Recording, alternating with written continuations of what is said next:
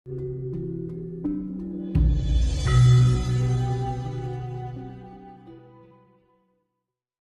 ini berputar ya, nah roda cakra ini. Maka dibilang Batara Cakra. Nah, dengan adanya roda kehidupan maka terciptanya waktu dan ruang. Nah, kan? Nah, akhirnya ruang itu menyebabkan hawa panas. Nah, panas itu akhirnya mempunyai keinginan.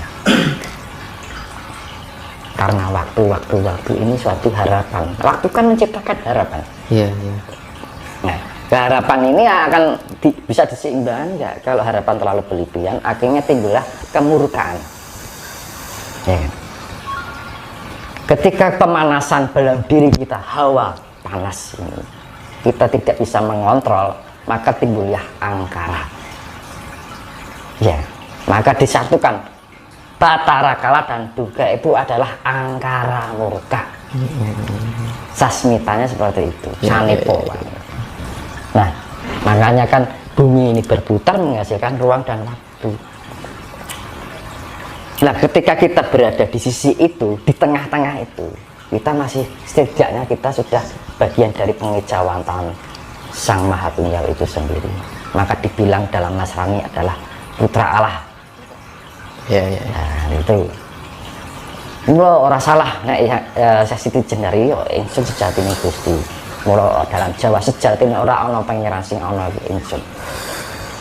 Ingsun ingkang sing iso madangi jagat, sing iso bae purbaning jagat. Purba itu adalah kedamaian, ketentraman. Nah, ketika kita bisa menciptakan kedamaian itu, ketentraman, disitulah dununge Gusti. Monggo diarani dununge Gusti itu ana ning katentremane ati. Ya. Nah, ketika orang kehilangan ketentraman, dia telah kehilangan Tuhannya sendiri. Nah, makanya kelimanya adalah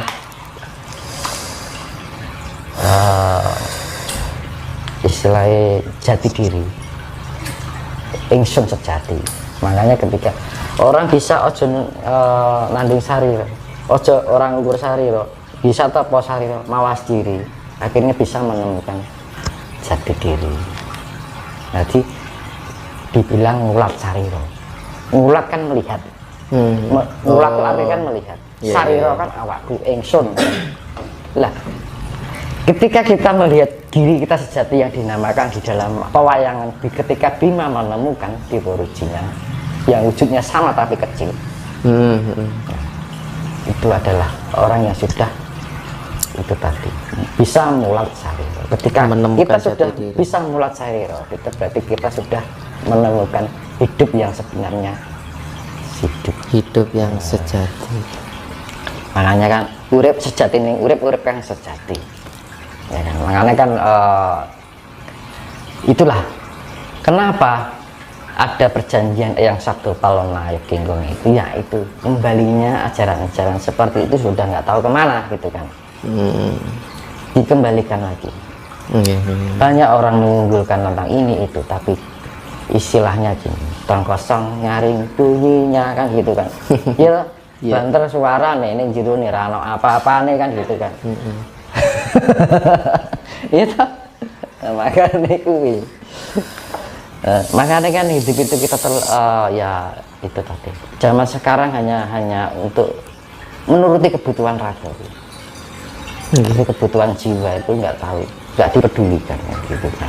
Dengan makanya kan perlu kebangkitan spiritual, perlu pengejawantahan dari leluhur dulu, menyawiji marang anak cucu-cucunya sekarang. Tujuannya untuk seperti itu.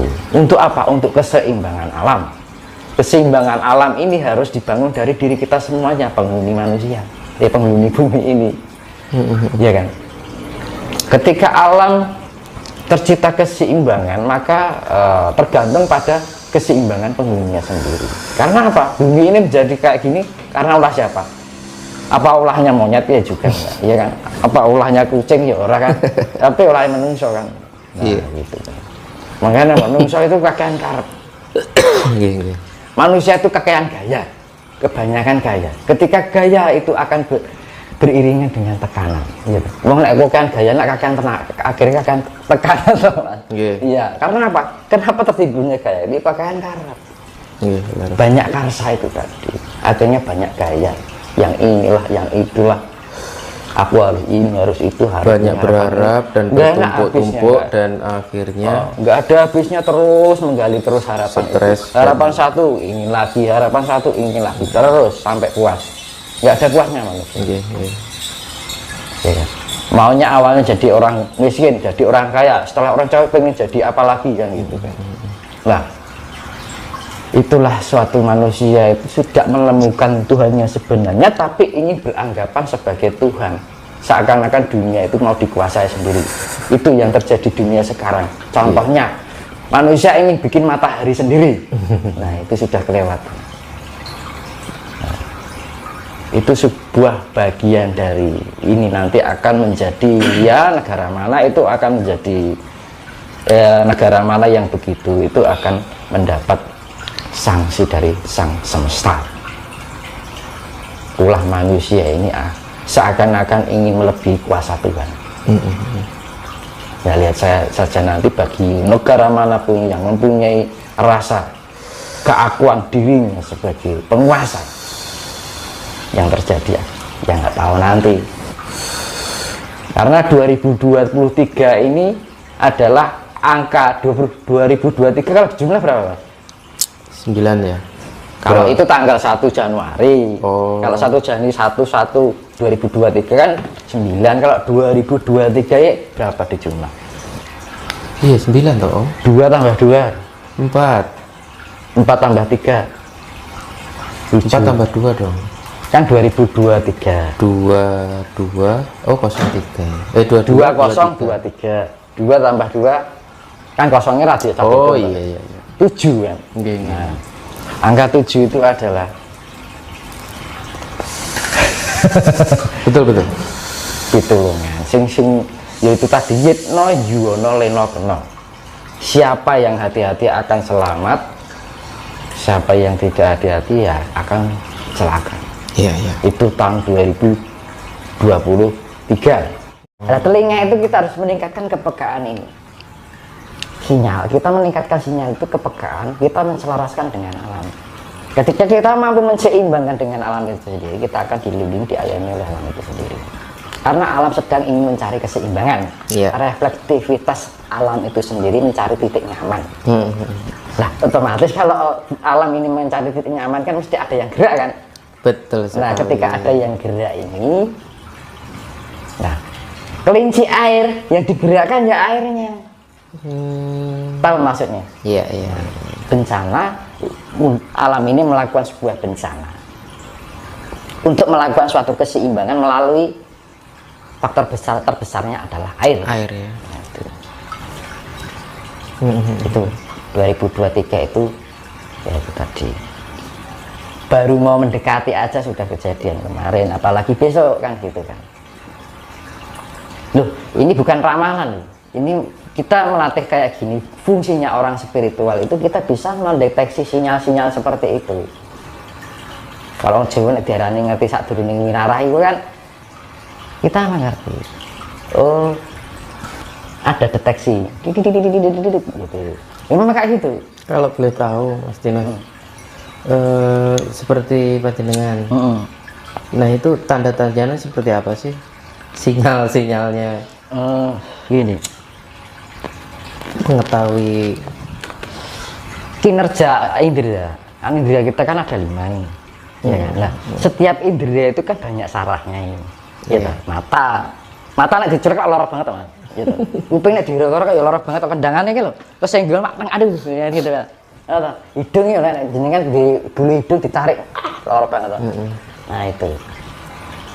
Pasti ya karena itu tempat indera. Karena indera itu di dalam indera manusia itu kan setiap dari 5 indera kan, bahkan di sini jenengan nek dikok ini ditusuk loro ya, Mas.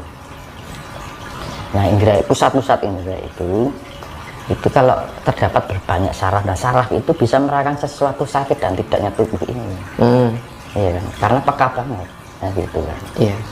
Nah, ini tuh gunanya apa? Itu untuk merespon rangsangan yang masuk dari luar tubuh. Nah, ketika kita bisa menaikkan vibrasi kita, frekuensi kita, orang akan cenderung punya indera keenam. Ya kan? Karena ada peningkatan level kepekaan itu sendiri. Yeah. Nah, kepekaan apa? Hasiatnya itu, peningkatan hasiatnya itu hertz itu kan naik. Ada peningkatan frekuensi itu bisa membaca gelombang frekuensi getaran. Nah, getaran ini bisa menangkap sinyal-sinyal yang tidak mudah diterima oleh mata lahir, hidung lahir, telinga lahir. Karena penciuman yang non lahir itu juga ada penglihat, makanya dibilang mata batin. Ya. Makanya orang sudah akhirnya bisa mengenal indera keenam. Lebih dalam lagi, lebih lembut lagi, karena semakin kita menembus partikel yang semakin lembut itu otomatis kan kita butuh frekuensi yang jauh lebih besar. Ya kan? Makanya kan semakin tinggi frekuensi, kenaikan frekuensi seseorang, maka akan semakin bisa mendeteksi sesuatu yang semakin lembut. Nah, akhirnya ada peningkatan dari indera keenam ke indera ketujuh. Nah, makanya kan di dalam tubuh manusia itu kan ada 7 lapisan. Ya. Lapisan zat, ya kan, lapisan ion, ya kan, lapisan atom, gambaran gitu. Lapisan kuak, anti kuak, boson. Ya. Nah, semakin lembut, semakin lembut, semakin lembut. Nah, indera enam itu baru level ion. Untuk melihat atom kita harus mempunyai indera ketujuh. Semakin lembut tinggi lah, indera ketujuh itu frekuensinya lebih tinggi. Nah, itu untuk membaca lapisan yang ada di dalam diri kita. Nah, lapisan itu ada 2. Di dalam diri kita ada 7 lapisan. Di jagat semesta itu juga ada 7 lapisan yang namanya dimensi. Ya. Nah, dimensi. Nah, dirayu wong Jawa ngarani, wong zaman orang luhur kita dulu itu nggak tahu namanya dimensi. Lihatnya, ngertinya kan langit cap itu. Ya. Artinya itu 7 dimensi itu tadi. Nah, makanya langit sapi itu tuh ada di jagat gede, juga ada di jagat cilik kita. Ya. Ini kan di dalam zat itu kan rogo ya, zat air, api, angin, tanah. Ya kan, di dalam diri kita terjadi 4 unsur. Nah, terus zat, di dalam zat ada sel. Nah, gitu. Di dalam sel ada ion, ya, gitu. Di dalam ion ada atom. Ya kan? Di dalam atom ada kuak dan anti kuak. Di dalam atom masih ada proton dan neutron, elektron. Betul. Masih ada antar, akhirnya Higgs boson itu ya. Nah, ketika kita menemukan Higgs boson ini diarani Dewa Ruci, Mas. Nah, makanya untuk menemukan guru sejati yang sebenarnya itu jarang sekali. Bila ada orang yang masih mempunyai sifat arogansi, masih belum bisa damai dengan dirinya sendiri, masih belum muring-muring karo wong, berarti kan durung damai karo awake dhewe. Iya. Itu belum menemukan Tuhan yang sebenarnya, guru sejatinya itu. Kalau sebatas bisa membedakan benar dan salah itu banyak, tapi untuk tindakan di dalam terimplementasi di dalam perbuatan dan tingkah laku kita sulit sekali. Gitu. Makanya ketika orang masih ini itu masih bersifat arogan, tidak bisa berdamai dengan diri sendiri, yaitu karena sifat Tuhan itu adalah sifat surga. Surga itu adalah kedamaian itu sendiri.